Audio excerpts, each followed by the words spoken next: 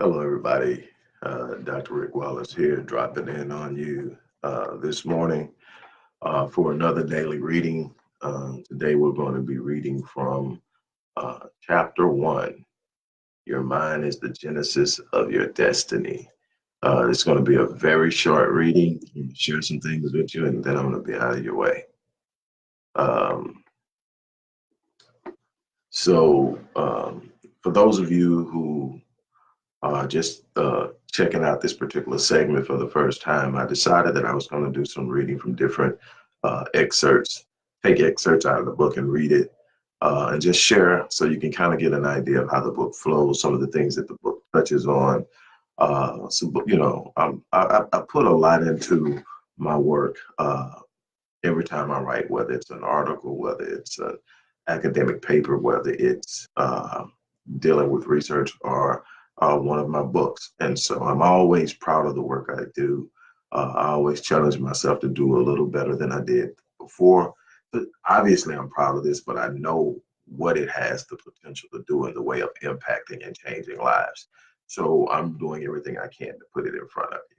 All right, so we're going to read this. It says, second paragraph, chapter 1 says, you should see your thoughts as seeds that function in the same manner as physical seeds. You can only return and harvest what you have planted. The problem is that most people sow the seed of their thoughts in ignorance of the power these thoughts possess to shape their realities and solidify their destinies. Whether you've read it in the Bible, whether you've listened to a philosopher say it, whether you read um, As a Man Thinketh, you've heard it so many different times. Your thoughts are the seeds of your destiny. As you think, so will you become. Your thoughts are what create your environment. There's a lot of erroneous ideas that are out there that believe, that propose an idea that your environment impacts your thoughts. Well, the truth is your thoughts impact and create your environment. Now, you may be thrust into an environment you didn't create. That can happen.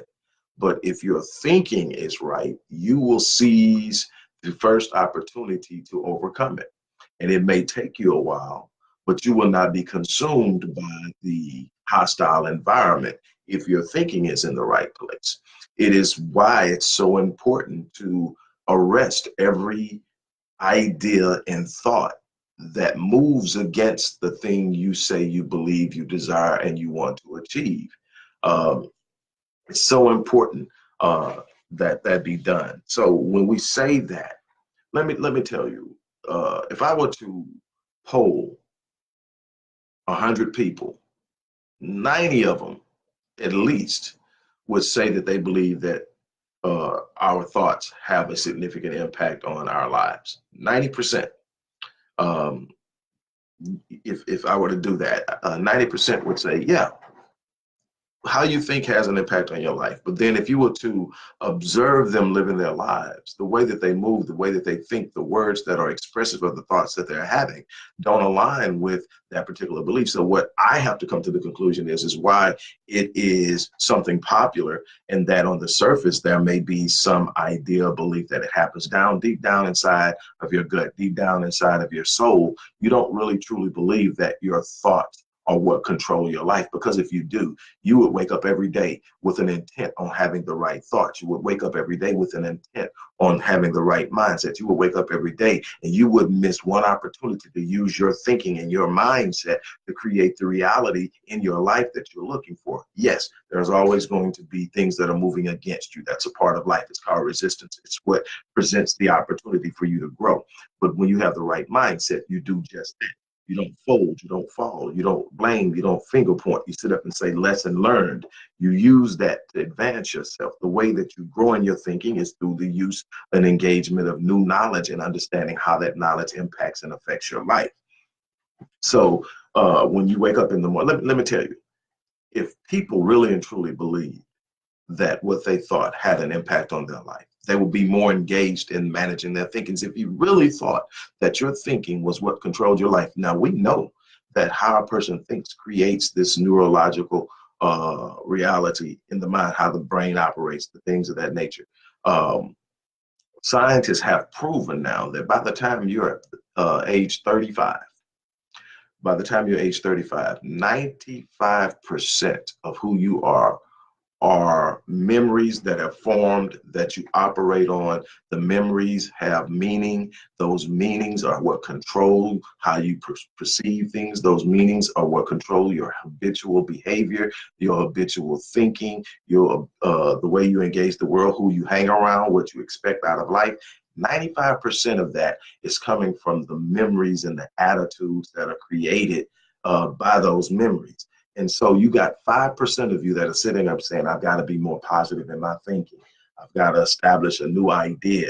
I've got to sit up and, God said he's going to do a new thing. Well, I've got to be prepared for the new thing. That's 5% working against 95%. And you don't have any significant strategy on how you're going to shift this 95.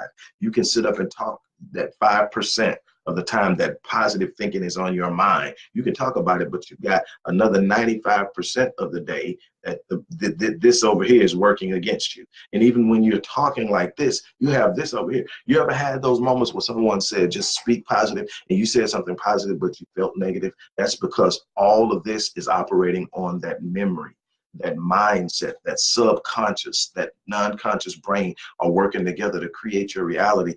That is a history of your thinking. A history of what you've been exposed to, a history of what people have shared with you, until you decide I'm going to start engaging things that will shift how I view things. And over time, you will change your thinking. You will change what's happening in that 95%. But let me tell you what happens. People will sit up and say, yeah, I know that my thinking impacts my life. I understand that. I understand that. With a great deal of detail, I understand that. But then you sit up and you wake up every morning, pretty much around the same time, hit the clock, probably hit the snooze button with the same finger, roll out of bed, roll into the restroom, same routine, shower, do whatever you do in the bathroom to prepare for your day. I mean, pretty much the same. It's the same routine. It's trained. It's a part of it. You think about it. When you get up in the morning, it's a routine. It's been trained. It's been conditioned. You get up, you do all of that. You get yourself dressed. You get dressed exactly how you feel you need to be dressed to be accepted in the world that you've got to go operate in.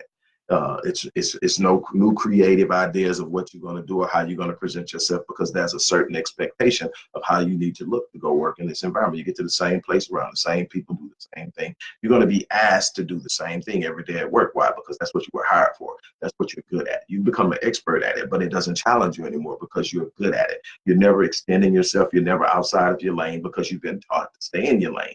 Now you do all of that. You finish your day. You say goodbye to all these people that you see every day that think the same thing, say the same thing, move around with the same thing. Nobody challenges anybody. Everybody stays in their lane. You leave that, you go home.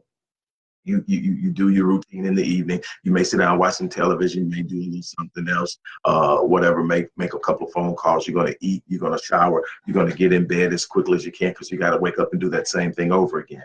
At what point have you challenged your mind to think differently? At what point in this process have you developed new ways of thinking? You're waking up and you're doing the same thing every day, going and expecting the same thing every day, working with the same people every day, hearing the same thing every day. Where is your thinking being challenged? Where are you expanding your thinking? The way that you expand your thinking is through the acquisition of new knowledge that you have not engaged before. We know now scientifically that when you engage new knowledge, you create new synaptic connections within your brain. These new neurological connections are what create the opportunity for you to store new memories with new ideas, with new meaning that can shift the paradigm of how you live life.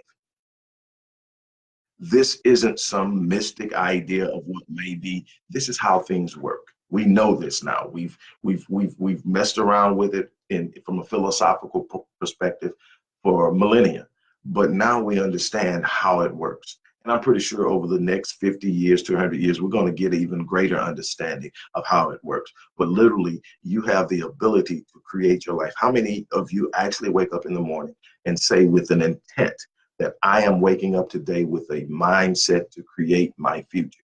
And I'm going to think and behave in a way that lays a pathway for me to have the things I want. How many of you wake up and the first thing you do is think about the things that are wrong? Think about what's going on. Or I've got to get up, I've got to go play my role. I've got to go play my role.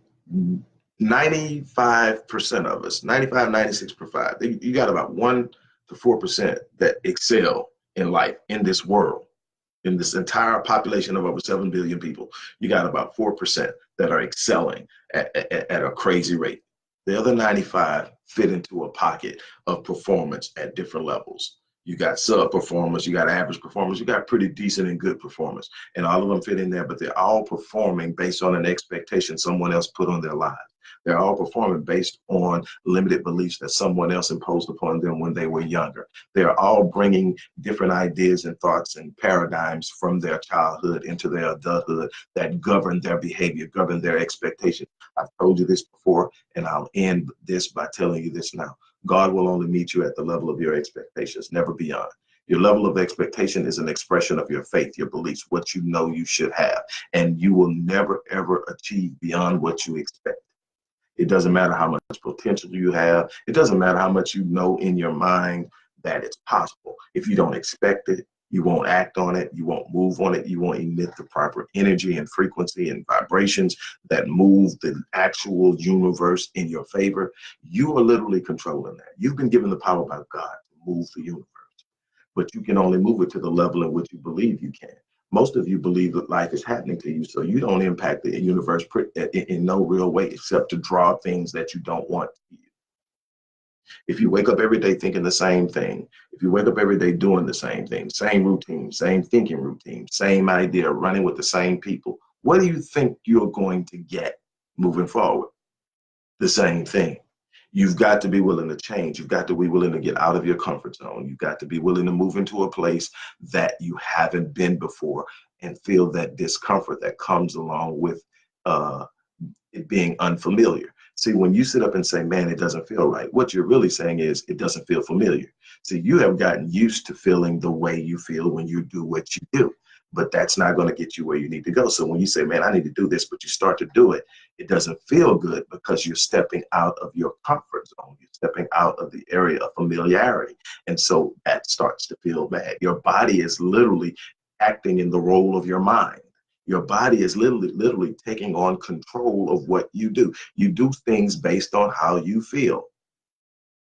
You do it based on how you feel. You're sitting up there and you're saying, man, I was going to do that. But then you blame it on discernment. No, that was you experiencing what it feels like to step out of your comfort zone. It's uncomfortable. Discomfort is uncomfortable. This is what it is. But that's where you're going to excel. That's where you're going to learn new ideas. That's where you're going to learn new ways of thinking and approaching things. That's where you're going to meet new people. That's where you're going to set a different standard, a higher standard, a higher level of expectation. And it's really important that you understand that your thoughts are the seeds of your destiny. It's not some euphemism. It's not just a cliche that people speak. If you look at your life, you are literally thinking and creating a cyclical process that is producing the reality that comes from the seeds you plant with your thoughts. You think it, you say it, you respond to it, you act on it, you set the stage of what you're going to get out of life. I'm not saying that once you start thinking positive, everything's going to lie down for you. Life is moving. It's creating a certain resistance that gives you the ability to grow and gain strength. But what I am telling you is, if you don't change your thinking, you're never going to change your situation. You're never going to change. You're going to be pretty much where you are, maybe on a slow progression based on what everybody else is doing. And you will even find yourself trying to make other people fit in the box you're in because it just seems that's what they should be doing. But the truth of the matter is, you wake up every day and you're setting the course of that day, which is an ultimate form setting the course of your life. You've got to start at one point and saying, I'm changing directions. And you've got to vary and get off of it and change your thinking, change the people you hang around, change the people you talk to, change the way you speak about yourself. Your self-talk is so huge. If your self-talk is overwhelmingly about what's wrong, you are literally planting a seed of pessimism. And that pessimism is going to produce a thought pattern that's going to reproduce what it is you absolutely don't like. It keeps popping up in your life because you haven't learned how to arrest your thinking. You're not arresting the thoughts that don't line up. For my Christian people, 2 Corinthians chapter 10, I believe, starting at the 3rd verse, says that though we walk in the flesh, we do not war according to the flesh. For our weapons of warfare are not carnal, but mighty in God for the pulling down of strongholds. And this is the part I love. It says, casting down arguments. Now, that's talk. That's discussion. That's ideas. That's people speaking. Casting down arguments and every high thing that exalts itself against the knowledge of God or the knowledge of Christ and everything. And then it says, bringing every thought into obedience. So you've got to be aware when something comes across your awareness. Now you have a bunch of thoughts. Subconsciously, you think about 60 to 70,000 thoughts a day that your conscious is unaware of. But when something comes across your awareness, you've got to arrest it. Your conscious thoughts or your conscious mind, which can only handle about 2,000 bits of information or data per second, versus 400 billion bits of information by your subconscious and non-conscious brain. But it's the one that sets the stage. It sets the standard. And then you train the subconscious to follow the order. But if you're sitting up and you know something comes by, somebody speaks and says, well, you can't do that, and you don't arrest that thought, that's a seed planted. If you sit up and say, man, I've never been good at, that's a seed planted. I would do this, but that but says, I can't. And your brain is smart enough to interpret what but means. You didn't say I couldn't, but just by saying I would do this, but, or if I could get this done, is another way of saying I can't. You got to be very careful how you structure your conversation, how you talk about your situation. Your self-talk is literally the software program that's being uploaded into this supercomputer called the brain that will literally dictate how that brain operates and what that brain produces. You can have the best computer in the world. If you upload the wrong operating system and the wrong software, you're going to get the results that you don't want. So this is how you have to do it. You've got to arrest your thinking. You got to change your thinking. And it can be difficult. I know you can be in some places that are so dark sometimes that all you see is darkness. It's hard to talk about light when all you see is darkness. But you got to train that faith is the substance of things hoped for, the evidence of things that you cannot see. See, it doesn't become faith engaged until you can't see how. That's when faith kicks in. See, if I can reason and rationalize, that's just me using logic, reason, and my intellect. That doesn't require faith. That just requires action. Faith comes when you need to take a step and you can't even see that it's another step out there because it's so dark. You could actually take a step and fall completely off a cliff. It takes faith to take that step. But you got to be able to take those steps, believing that even if you fall off a cliff, you're gonna spread wings and fly because you believe in your destiny. You believe in your future. Darkness is not something you're going to circumvent. I'm sorry. It's going to be some dark moments. It's going to be some points of loss. It's going to be some points of struggle. It's going to be some difficulty. That's simply what is a part of the process. But anyway, I'm going to get off of here. That sharp reading, I hope so. Don't forget, if you haven't gotten the book yet, get the book. Those of you who have gotten the book, I appreciate your support. I hope that the book is blessing you. I would love to get your feedback on how the book is impacting you to the point that you've read it so far. Again, you guys have a great day. There's also some information in the description box. If you decide you want to work with me, you can do that as well. I'm about to jump off here, having a very busy day, but I did want to stop by and share that with you. You guys have an awesome day. As I always say, I'm going to live my life on full so that I die on E, and I'm telling you to do the same thing. I'm out.